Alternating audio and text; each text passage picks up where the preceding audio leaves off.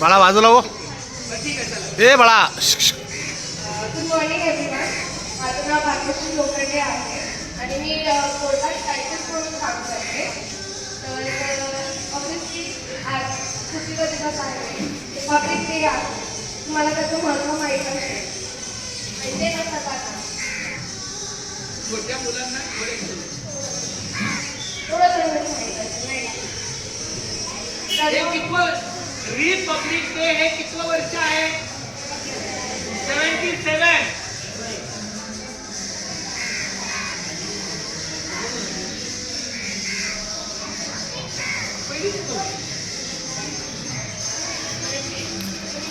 अरे बाळांनो, एक लक्ष द्या. साधं आणि सोपं.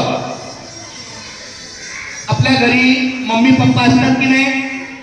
मम्मी जास्तीत जास्त मम्मी घरातलं, आता या आमच्या मॅडम कामाला येतात त्या ठीक आहे, पण बहुतेक मम्मी घरातली सगळी कामं वगैरे करते. म्हणजे ती तिचं घर चालवण्यासाठी काहीतरी कामं नियोजन करते. आणि पप्पा काय करतात? बाहेर कामाला जातात. बरोबर आहे? मग पप्पा बाहेर कामाला गेल्यावर त्यांना जो काही कामाचा भाग आहे तो ते करतात आणि त्याच्या बदल्यात त्याला काय मिळतात? पगार. काय मिळतो? पगार. मग जसं घर चालवण्यासाठी एक प्लॅनिंग करायचं असतं. सगळ्यांनी बघा, घर चालवण्यासाठी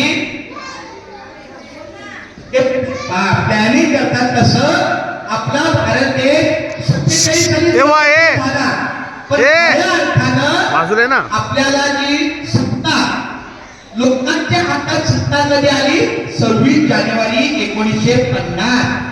तिथून खऱ्या अर्थानं मग आपला भारत देश स्वातंत्र्य, समता, बंधुता आणि न्याय या 4 तत्वावर आपला भारत देश हा कारभार करतो. स्वातंत्र्यामध्ये पण 7 स्वातंत्र्य आहे.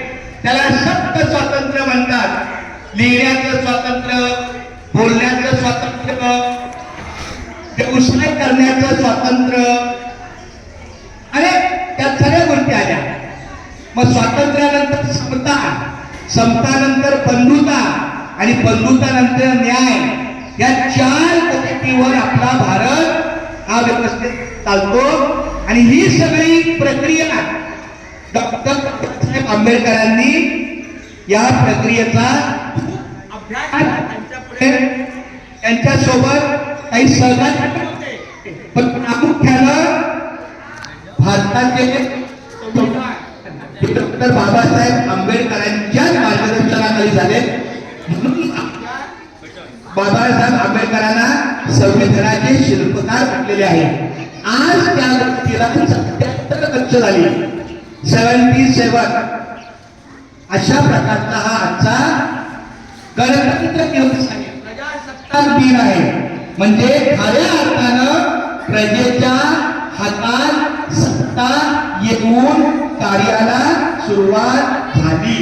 तो आजचा दिवस प्रजासत्ताक दिन, त्याला इंग्लिशमध्ये म्हणतात रिपब्लिक